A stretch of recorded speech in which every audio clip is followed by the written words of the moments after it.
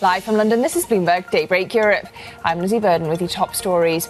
Korea's Kospi on track for its biggest ever gain as investors dive back into the AI trade. Aggressive spending forecast from Amazon helping drive a powerful rally in global chip stocks. Meanwhile, the Bank of Japan raises its growth outlook as rates remain on hold, a day after the country's government stepped in to support its currency.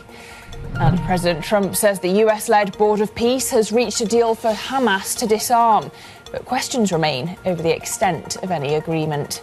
Well, a very good morning. Happy Friday. Here is where we end the week and the month in markets. Korean stocks, as you can see, surging by a record after that huge drop earlier in the week and all those circuit breakers. The Kospi up more than 16%, and analysts saying that this is more fundamental than bargain hunting, more of a genuine relief rally. It follows that bounce in US tech stocks yesterday, helped by upbeat earnings, as I say, from Amazon and a report that Citadel bought a big chunk of the AI stocks held by hedge fund Situational Awareness. And you can see we have futures higher again on both sides of the Atlantic. Eurostoxx 50 futures up 0.8%. Nasdaq futures up more than 1% this morning. So a positive note to end the month. Now flip the board cross asset. We have oil down nearly 2% on Brent at $87 the barrel. Nonetheless, Brent heading for a 21% monthly gain on the Iran war escalation. The yen holding on to its losses after the Bank of Japan held rates as expected. The yen having advanced yesterday after Japanese authorities reportedly intervened to boost the currency. But those gains trimmed now. The yen trading at 160 per dollar. Still, we are looking at the 10-year here at 464. So currently down 3 basis points. Now, let's take a look at the risk events on the agenda for today. Apart from Governor Ueda's presser, we are also looking at 7:45 a.m. London time at French preliminary inflation numbers, expected to stay at 2% in July, kept there by pump prices and airfares.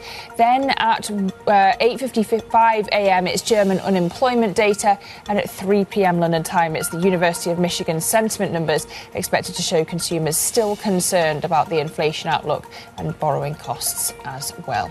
Plenty ahead. Let's set you up for your Friday.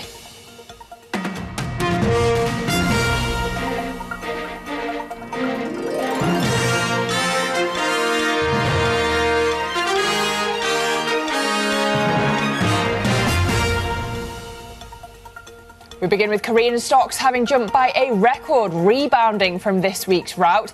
And we can go straight to Avril Hong in Singapore for a look at Asian markets. Avril, what are you watching? It's a crazy day, Lizzie. I mean, you look at how powerful this rebound is in AI trades, led by Korea, of course, against the backdrop from the U.S. chip stocks revival overnight. And thanks to these solid earnings from Microsoft, from Amazon more recently as well, you're seeing the Kospi rising, as you say, by the most on record, underpinned by 20+% gains from Samsung and SK Hynix. And this is also helped along by some domestic developments related to the Sovereign Wealth Fund, planning investments strategically into artificial intelligence, which would for the first time include domestic assets. And then you also had yesterday flows data, which showed foreigners buying stocks. So you get the sense that maybe there is an end to this unwind in momentum. Momentum is really soaring and coming back in a big way today. Now flip the board. It's not just a tech rebound in Korea, it's also in Japan as well, not to be left behind. This is the bounce that you're seeing on the Nikkei, and this is thanks also to the likes of Tokyo Electron, which had its half-year profit outlook beating the street's estimates. In the next hour, we will have earnings from Kioxia, which of course has been a big winner in the memory trade.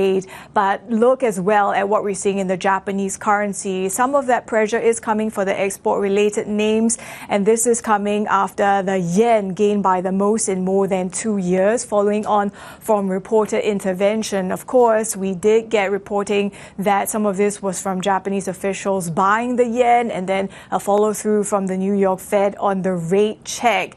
That being said, given how the BOJ left rates unchanged, despite that being consensus, and not much in the way of surprises in the BOJ statement. The onus really is on Ueda-san now to deliver hawkish messaging, especially when you look at the options market and the skepticism there, the dollar-yen risk reversals. The further out the time horizon you go, the less confidence there is of the yen gaining. So we'll watch to see what the BOJ governor says. Lizzie? Avril, we're going to dive back into the Japan story in just a moment, but for now, Bloomberg's Avril Hong, thank you very much. I want to pick up on that tech theme that Avril raised, because we saw Amazon jumping in late trade after reporting a fifth straight quarter of cloud revenue growth. Amazon Web Services sales jumping 37% to more than $42 billion. The company also boosted its full-year capex forecast. CEO Andy Jassy saying most of that will go towards spending on AI.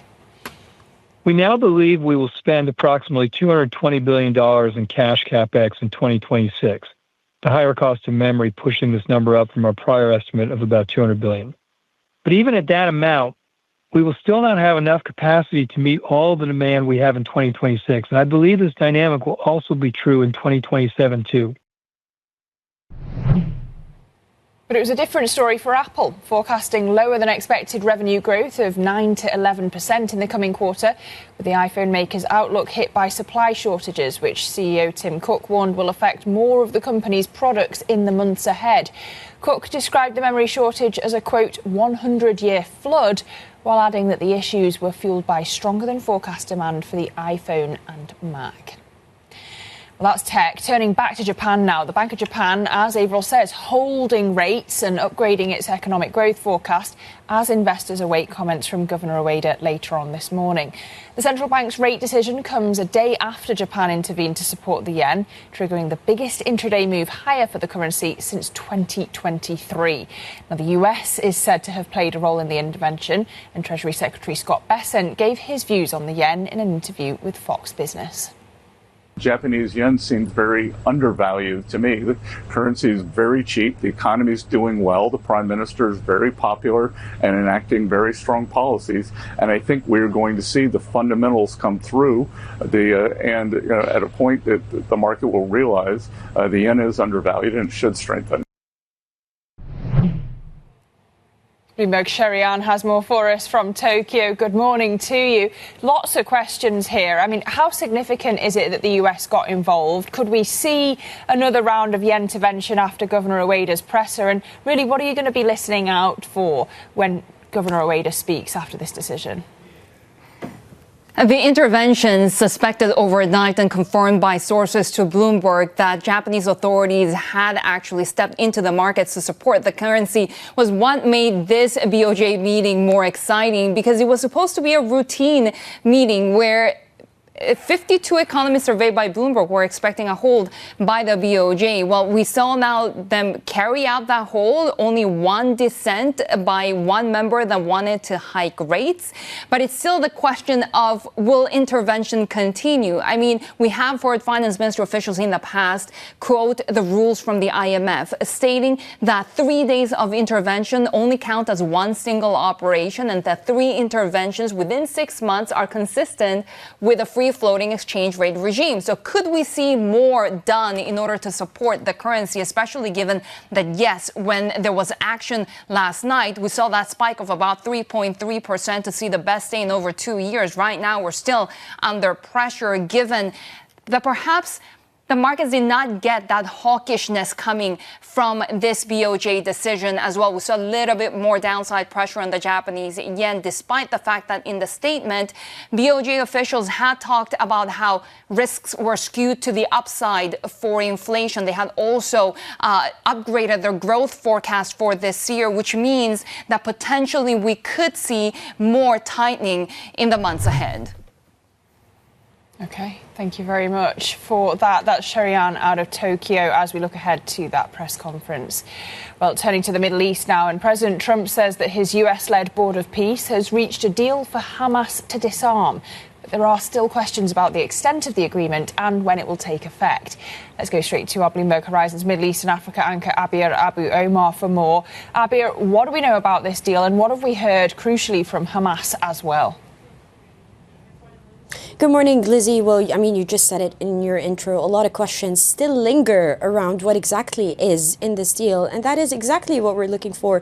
We don't have a lot of clarity about this, but just some caveats around this Board of Peace deal and President Trump's remarks, Lizzie. We heard from Hamas officials overnight that essentially they will not disarm until Israel pulls out. We don't have a lot of clarity from the Israeli side on exactly how possible that is. History, suggests to us if there is evidence that Israel is not going to be very prone to pulling out before Hamas actually disarms its weapons. President Trump did say that this is a monumental step towards peace and security in his post. And then he said that it would pave the way for a Palestinian government that would work closely with the Board of Peace. What I can say is, again, we don't have a lot of details about just exactly what this entails. We know that Israel and Hamas had reached a deal to end the war that started on October 7th in October of 2025. But then again, Israel was or is still in Gaza, or the strip of Gaza.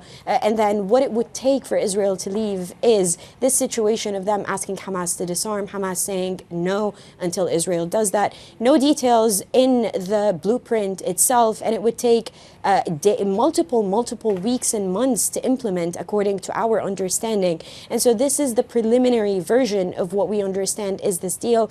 In the midst of all of this, Lizzie, and the announcement of this deal by President Trump, we're still seeing a wider war, of course, taking place between the United States and Iran. And so a lot of analysts are pointing to President Trump desperately needing a win. And so this announcement comes at a time where escalations in the region between Iran and the United States are taking place, and ahead, of course, of his midterm elections in November. And then analysts are also bringing about Benjamin Netanyahu's own re-elections in Israel also looming this year. And so a lot of questions still unanswered about just exactly what this would entail, what this Board of Peace would entail for the Gaza Strip, and what Hamas and Israel decide to do next. But those are the very few details that we have at the moment, Lizzie. A story that is obviously evolving, just like the wider war between Iran and the United States in the Middle East.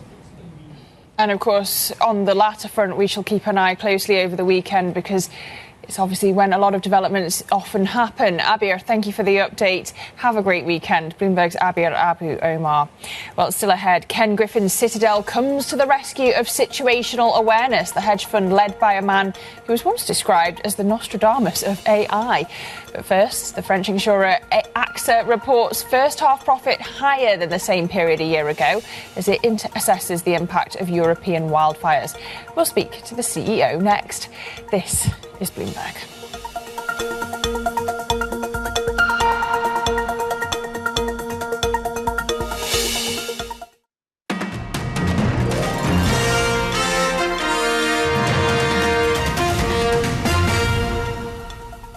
Welcome back to Bloomberg Daybreak Europe, 6:15 a.m. here in London. Well, first half profit at the French insurer AXA was 2% higher than a year ago, in line with expectations. Continuing our focus on earnings this week, I'm pleased to say the CEO, Thomas Buberl, joins us now. Good morning to you. Thank you so much for making time. Let's just start with your message to shareholders this quarter, because it seems to have gone quite well for you. Yes, good morning, Lizzie. Yes, the numbers are very good. We are very happy about a good development of our growth numbers and of our earnings numbers, which shows that in a difficult environment, we are well diversified and on a solid track to deliver good results. Yeah, one of your management committee members has said that the firm doesn't currently consider the wildfires as a threat to your outlook. I do wonder how much they are going to cost AXA, if you could put a number on it for us. Look, first of all, these wildfires are always very tragic events, and when I think about them, my thoughts first go to the victims of these wildfires, in particular to firefighters who have lost their life, and it is always a very tragic event. And in these moments, we don't think about numbers, we think about how can we help the victims, and we've put a lot of measures in place in order to help the people with fast claims payments, with relocations, and simplification of the procedures. Obviously, the question will come, how much will this all cost? But this is far too early because, these have just happened. The fires are still happening, and there is always a little delay in the claims notification. But be assured that we have a clear policy of high diversification. And if you go back over the last 3-4 years, we have had many of these events, and all of these events, yes, have touched us, but have touched us in a way that we have always well managed and absorbed these events in our numbers without creating any volatility or disturbance. Okay, I appreciate that it is very early to put numbers on things, but you mentioned diversification. Do you think that some regions could end up uninsurable because of the fires? Look, this is the big question. I mean, we have to live with the fact that these fires are happening more and more. This is part of climate change. This is part of our daily reality now. And the question is always, what can you do against it? And I do not believe that risks are not insurable. Every risk is insurable if under the condition that you work a lot on prevention, because claims can be prevented. Since those wildfires and many other natural catastrophes are at the origin of human behavior, if we are together able to change human behavior and adapt human behavior while exercising more prevention, we will be able to better manage these claims and the costs, and also obviously the tragic consequences for all of the victims. Well, yeah, in terms of how you handle this, in California, you now have catastrophe bonds, cat bonds, tied specifically to fire risk. Is that something that European insurers and reinsurers need to start considering, Thomas? Look, I mean, this is a good idea to bring in more capital into the market. It's not a new idea because we have had cat bonds for many, many years, and investors like to take cat bonds because they diversify from financial market risks. Nevertheless, this doesn't reduce the actual exposure. And what I'm trying to say is we need to work on prevention. We need to make sure that the actual exposure to fires, to wildfires is reduced. And that doesn't work with cat bonds. That works very much with changing behavior and working on the fact that these fires that often are caused by human incidents are being reduced. And that's why we are very much pushing on how can we help governments, how can we help companies, how can we help private individuals to behave differently and prevent these events from happening. It's better to not have these events than to have them covered in a different way. Completely, and I take your point that prevention is better than cure, and of course you would say that of all risks that could be insured against. But in terms of how this impacts your business, I was looking at a 2025 report from the French Insurance Federation saying that fires account for only 4% of claims but generate the second highest cost for home insurance, representing 25% of the total. Does that logic apply to your business at AXA?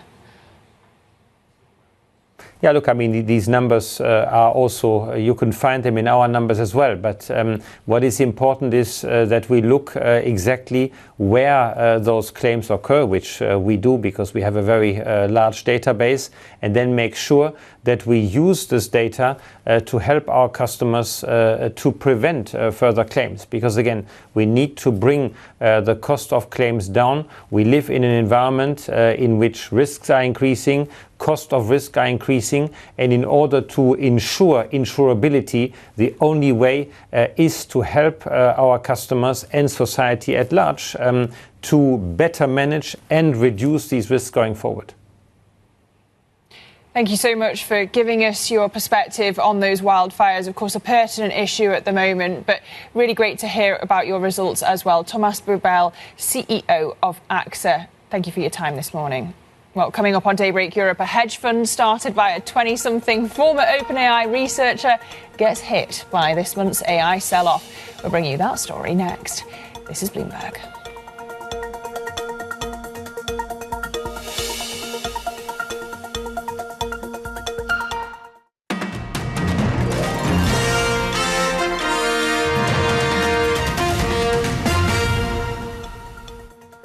Welcome back to Bloomberg Daybreak Europe. Now, Bloomberg has learned that Ken Griffin's Citadel has bought a big chunk of the AI stocks held by Situational Awareness. If you hadn't heard of it, it's the hedge fund led by a former OpenAI researcher, once known as the Nostradamus of AI.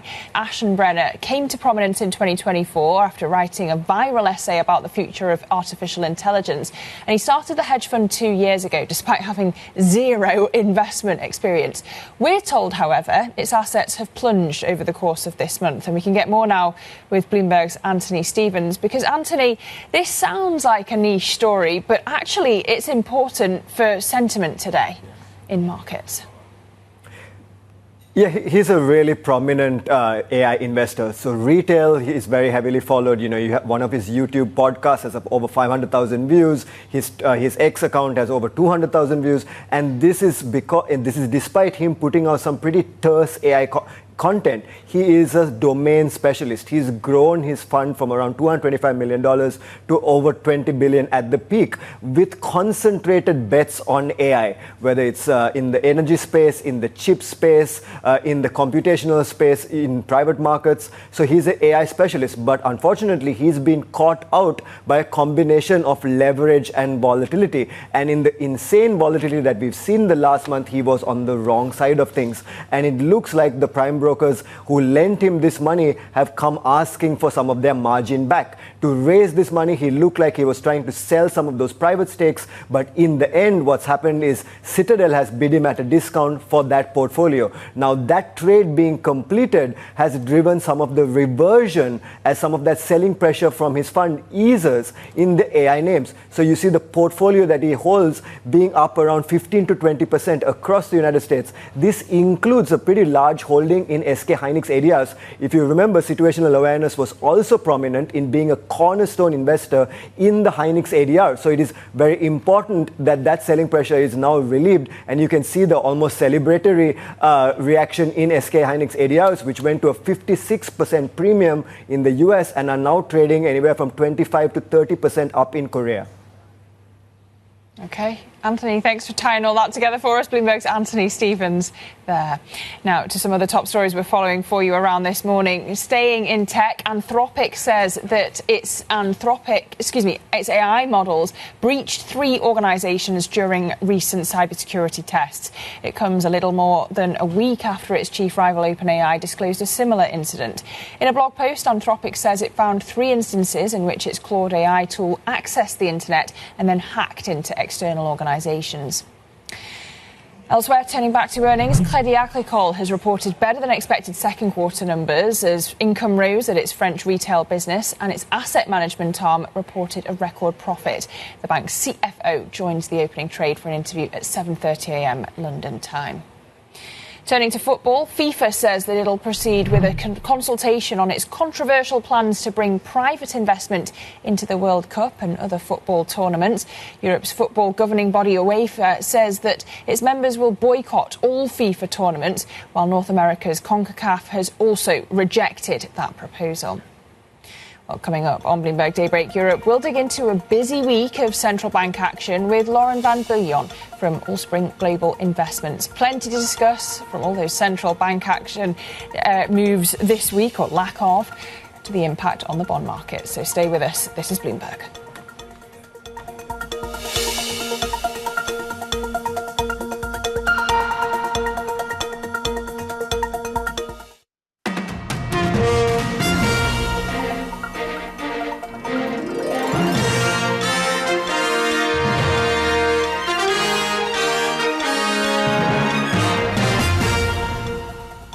Live from London, this is Bloomberg Daybreak Europe. I'm Lizzie Burden with your top stories. Korea's Kospi on track for its biggest ever gain as investors dive back into the AI trade.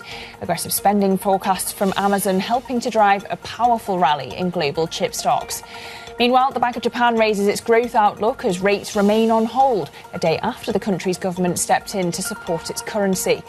And President Trump says the US-led Board of Peace has reached a deal for Hamas to disarm, but questions remain over the extent of any agreement.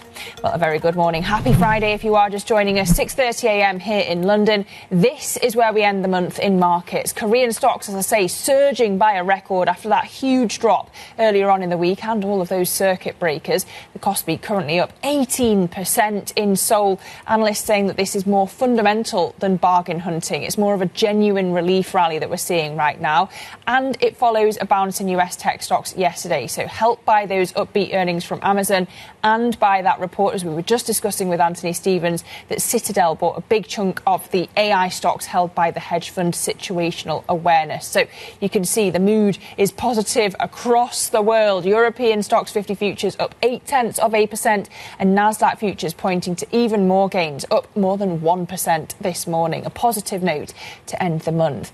Now, flipping the board cross asset, and we've got Brent down more than 2% now at $87 a barrel. Brent, though, nonetheless heading for a 21% monthly gain on the Iran war escalation. The yen is there at 160 per dollar. Of course, we've had the Bank of Japan holding as expected this morning, but it's still weak at 0.7%, despite that yen intervention yesterday. More on that in just a moment. But there in the middle, we've got the 10-year Treasury yield after the Fed decision this week. Lots of questions about credibility at the Fed. The 10-year now down 3 basis points at 4.64. Now, let's turn to our front pages this morning, kicking off with the Financial Times. It says that US President Donald Trump is now not sure about whether he will allow Ukraine to make its own Patriot missiles. The paper had a telephone interview with the president in which he said that the US needs to be careful about whom it grants licenses to. Turning to the Wall Street Journal, it leads on the US-led deal for Hamas to disarm, describing it as a multi-phase process that would see Palestinian militant groups lose power in Gaza. And here in Europe, the headline on El País in Spain reads, collapse at the Ceuta border. It says authorities are on high alert after thousands of migrants stormed the border with Morocco. And you can get a roundup of all the stories that you need to know to get your day going in today's edition of Daybreak, which, as ever, terminal subscribers can find by going to DAYB Go. Now, let's turn to the week that was in central banks. The Bank of England keeping interest rates here in the UK steady at 3.75%, with Governor Andrew Bailey insisting that his committee is not getting closer to a hike, despite 3 members of the Monetary Policy Committee voting for tighter policy. While the MPC said that it remained alert to the inflation issue, the Governor told us he was also concerned about rising youth unemployment. I think we're seeing a slow softening of the labour market. We're seeing a slow disinflation in underlying inflation. I think when I talk to firms, we've got this, what was it called, sort of, low hire, low fire economy going on. And the UK is not alone in this by any means. This is a market where sort of turnover's dropping. I think it's therefore, and you see this is a bit of the youth unemployment story. That's really, I think, hard for people trying to get into the labour market. This low hire, low fire. With me for analysis this morning is Lauren van Biljon, Senior Portfolio Manager for Rates and FX at Allspring Global Investments. Great to have you back, Lauren. Thanks for good morning. Joining me. I know you were listening intently to that press conference from Andrew Bailey yesterday, and what a line. Frankly, there's nothing in what I said or in anything that I've said along those lines talking about do not leave this room thinking the Bank of England is edging towards a hike. So that was a dovish message in the presser, despite the seemingly hawkish vote split. I wonder, when you look at the market reaction, you had front-end gilts rallying in response more to the presser, and you've written that market pricing on 2026 tightening looks too aggressive. Should we be more focused on the dovish votes yesterday and what we heard in the commentary from Ramsden and Taylor? Because they're talking openly of cuts if the Iran war ends. Yeah, I mean, forward guidance seems to be going out of fashion in most central banks. Yeah. So it was quite a statement from Bailey, but perhaps just an insight into what's really driving his thinking. Obviously, the Bank of England doesn't target, labour or output gaps, but we know that's a sort of forefront of their minds at the moment. And if wages continue to come in sort of fairly well behaved, and we talk about that low hire, low fire environment, there was a lot of comfort around the domestic inflation picture. Yeah, second round effects. Absolutely, right. We've heard that from a lot of central banks. They're not seeing the second round effects. Yes, they're alert to them, but they're not. It's not a concern right now. It's difficult to imagine rate cuts with oil, like you say, up 20% on the month. Yeah. That's certainly a supply shock. But it does suggest then that on hold is that more natural sort of position. But of course, there's also the fiscal story. It wasn't the main emphasis of the Bank of England yesterday, but maybe that's because it's coming down the track. We'll have Burnham's budget in the autumn. To what extent does that worry you about the long end of the gilt curve? Well, and as you say, we saw that curve steepening very dramatically. I think for us, very long end gilts have been a difficult buy for a while. It's something. But they didn't go crazy when Burnham arrived, right? No, they didn't go crazy, but that was a very well telegraphed arrival. Yes. They'd gone crazy sort of in anticipation of perhaps. But I just looking at the risk reward there, still to me it's towards the front end of that UK curve. And yes, that long end then has to worry about the budget to come, this swirling talk of won't they go for early elections. Like there's plenty there to keep that long end busy. I also want to talk about the Fed. Do you think it's got a credibility problem under Kevin Walsh? I don't. I think that's too hard an assessment too early, at least. Even without a hike? Even without a hike. I think it came off, obviously, June, where inflation numbers surprised to the downside, and not just headline, but core. Looking ahead, we've got some disinflation still coming through from things like housing. It does depend on oil coming back down, for me, looking sort of into the tail end of 2026. But I think this is a market that's trying to adjust to a Fed that tells them less about what they're going to do and how they're going to do it. Yeah. And I think we're seeing that again with that yield curve move and that post-Fed, that really, that incredibly steepening curve. I also just want to show you a chart, though, if we can bring it up, of US yields in comparison to peers since Walsh became chairman. I mean, they've risen more, basically, than elsewhere in the world. Did Wednesday make other markets even more attractive than Treasuries? You can see it. That's not quite the one I was after. We'll show it later on in the programme, perhaps. But still going up. Yeah, still going exactly. Are you looking more at, for example, Australia or even the UK? I mean, for us, the ex-US has been attractive. And Europe and UK got hit so much harder than the US sort of in the immediate start of the war in Iran. So that was when actually we were adding exposure ex-US, mainly in that 2 to 5 year area of the curve, but we were adding risk there. And yes, because yields have moved a lot higher in the last 5 months, but you have had these bouts of strong rallies within that. So it's been sort of you've had the opportunities to add risk and then take profits in quite quick succession. I mean, Australia, to me, I think is very attractive because the central bank was more aggressive in its hiking cycle. I think they're done. And I think that softening economy suggests they could be one of the first to have to pivot to outright cuts in 2027. OK, just finally, why should the market see these hawkish vote splits at the BOE and the Fed, these family fights, as Kevin Walsh has put it, as different, No, it's a good question. I'm not sure. The MPC needs to be having a robust discussion. We want to see them having well-reasoned arguments and all making their point.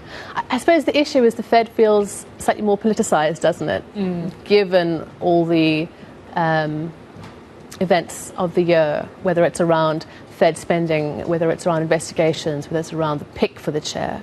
So I think the US just feels more politicized, and that's why it sort of takes a different tack.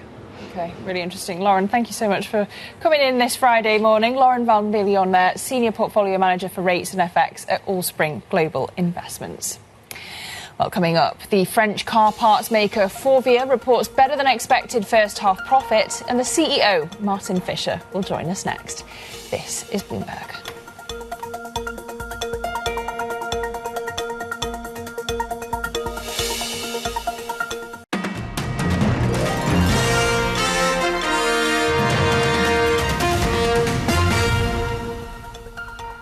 Welcome back to Bloomberg Daybreak Europe, 6:42 a.m. here in London.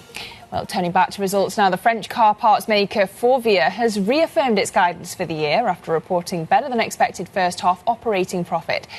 Let's welcome the CEO, Martin Fischer, to the programme now. Martin, great to have you with us on the show. I wonder what gives you confidence that you can deliver on your guidance when we've seen the likes of Stellantis' profits really hit by tough competition and recall costs as well. How are you so optimistic? Yeah, good morning, Lizzie. No, in fact, we are presenting today first half results, and it's a third consecutive semester that we improve year over year. And it has a lot to do with the discipline in which we approach a market that in general is weak. So we have seen auto supply go down, but in these circumstances, we managed to improve our operating margin by 30 basis points to 6%. Cash is up to 430 million, and we managed to further deleverage the company to 1.6 times.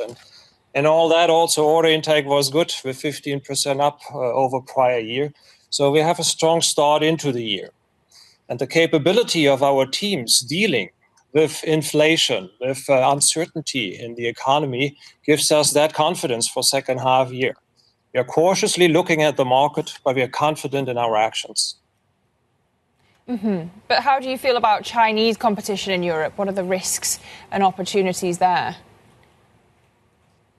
Yeah. China is definitely the predominant market for us right now, being a little weaker at home, but as you say, pushing strongly into the European market. So what is very good for us is that already 20% of our revenues are in China and half of it with Chinese OEMs. And that's only growing. So when we look at our global order intake, which was pretty strong in the first half, 17% of that intake is with Chinese customers. We typically start with them on the home turf, but then when they go and venture out into Europe, into South America and so on, we can be their trusted partners to bring them into these regions and also drive our sales together with the Chinese customers. Have you ever had an offer from a Chinese manufacturer, Martin? Say that again, it didn't come across quite well. Have you ever had an offer from a Chinese manufacturer? Did you hear that?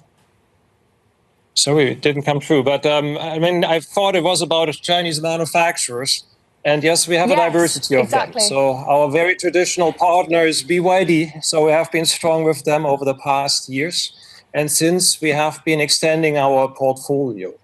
So we also deal with others like Chery, Shangan, a new tech player that has entered the auto market very successfully. So we try to grasp the breadth of that market to be as robust as we can be. And again, when these car makers go global, we are their trusted partners. OK, sounds like perhaps not a takeover suggestion. But also, how confident are you about this new Made in Europe set of rules that's being discussed, of course, in Brussels to try and save the European continent's auto industry? Yeah, that's certainly a very hot ongoing discussion, and we'll see what the European Commission, the European Parliament make out of it.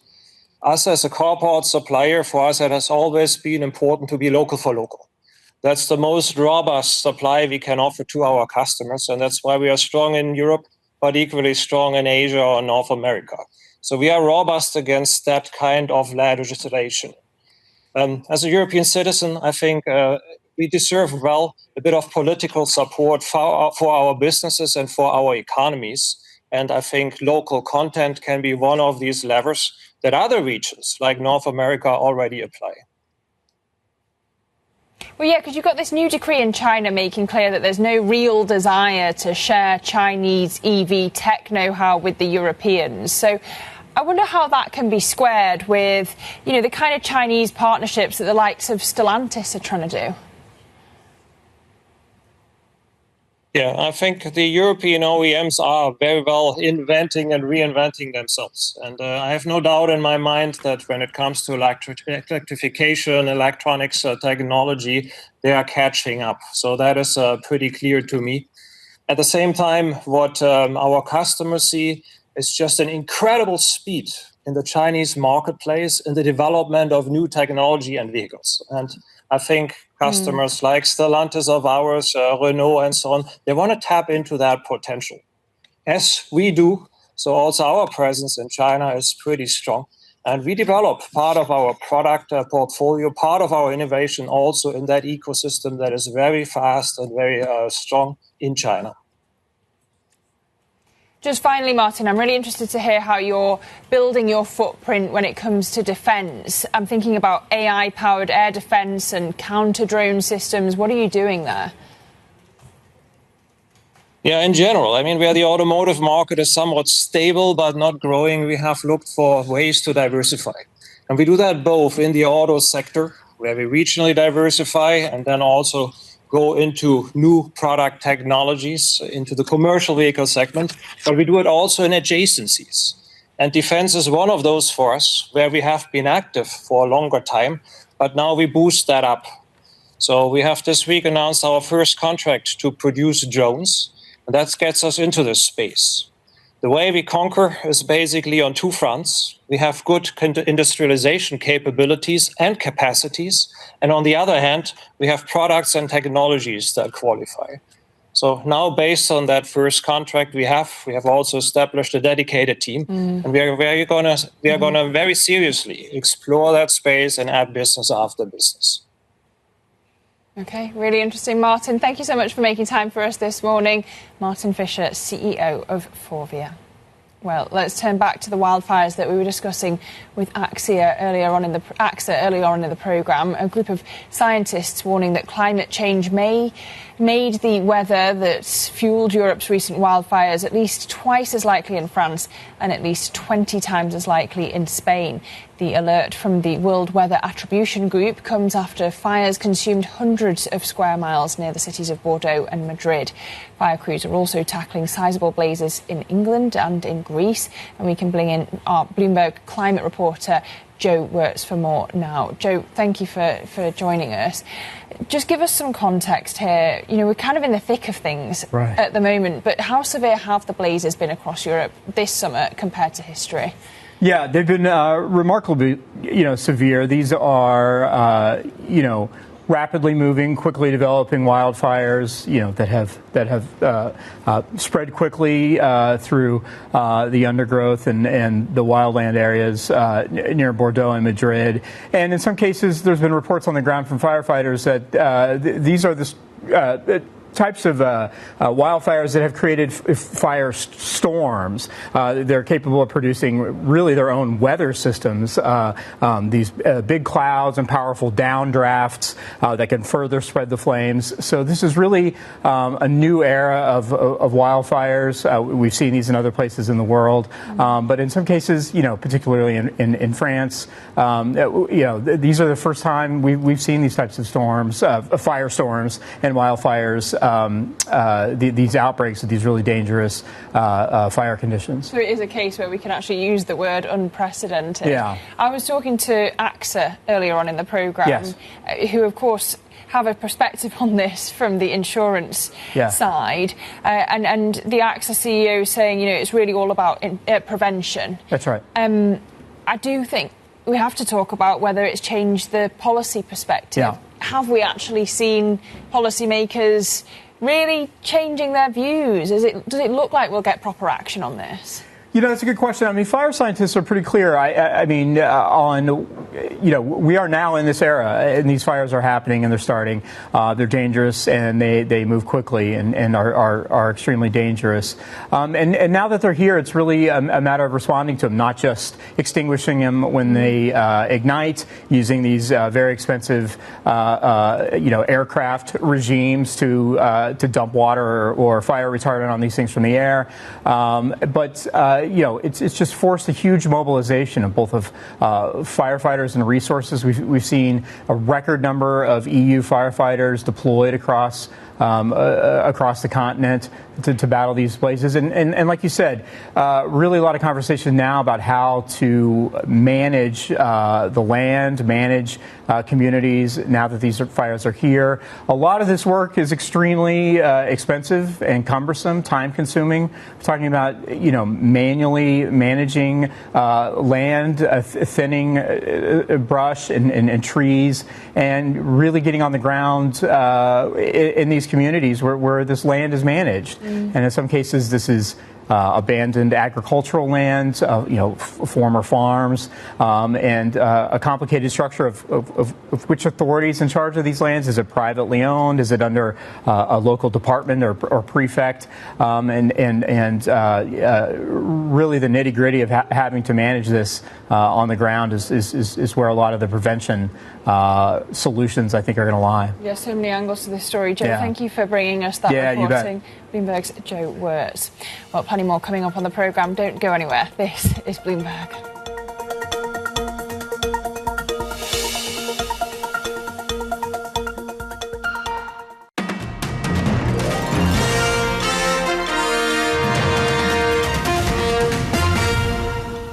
He'll do what the data say he should do, and he'll be independent.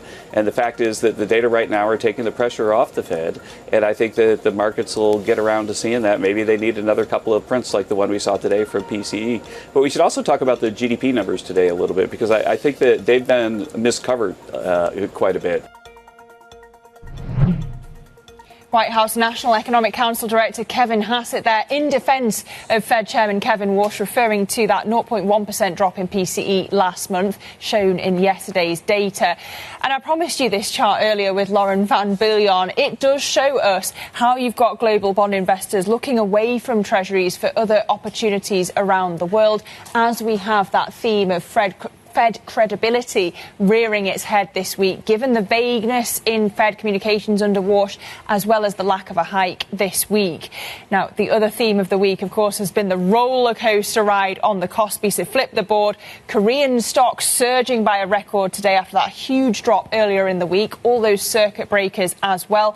Analysts saying that this is more than just bargain hunting. This really is a relief rally, and you can see foreigners coming back to the Kospi. Just flip the board one more time. To end the week, we've seen drama out of Japan as well, not when it comes to the BOJ decision, but in the terms of the yen intervention that we saw yesterday. The US getting involved now, but the yen having dropped, giving back some of those yen intervention-induced gains. Now, earnings has been another theme of the week, and the earnings conversations will continue throughout the morning here on Bloomberg. We'll be speaking to executives from NatWest, Crédit Agricole, and also Clarion. So, the opening trade coming up next. Anna and Guy will take you all the way to the European cash open. This is Bloomberg.